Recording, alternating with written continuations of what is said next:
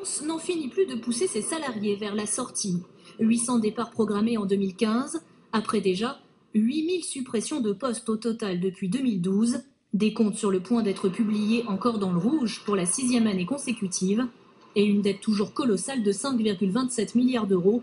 Air France s'enfonce dans la crise et fait face dans le même temps à des voyageurs de plus en plus attirés par la concurrence.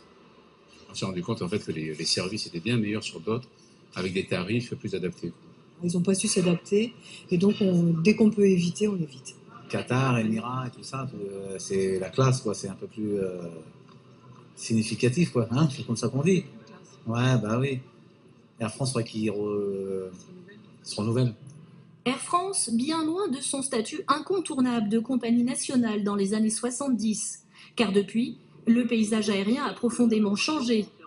D'un côté, la concurrence des compagnies du Golfe toujours plus puissante sur le long courrier, avec leurs prestations grand luxe, chambres et salles de bain privées, elles font le plein de passagers en Asie. De l'autre côté, la révolution des compagnies à bas coût, près de 50% du marché européen aujourd'hui. Résultat, pris en tenaille, Air France ne trouve plus la clé de la rentabilité.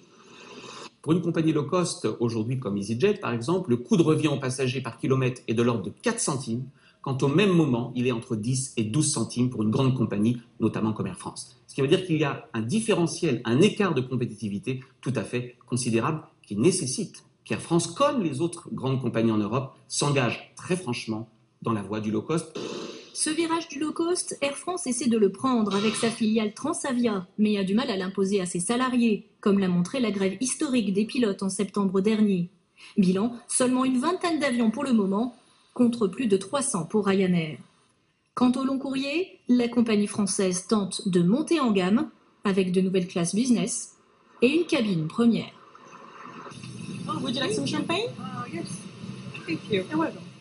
Relance commerciale, réduction des coûts, des efforts qui permettent au groupe de garder sa place de 3e compagnie européenne l'an dernier, avec 77,4 millions de passagers transportés. La compagnie espère renouer avec les bénéfices cette année.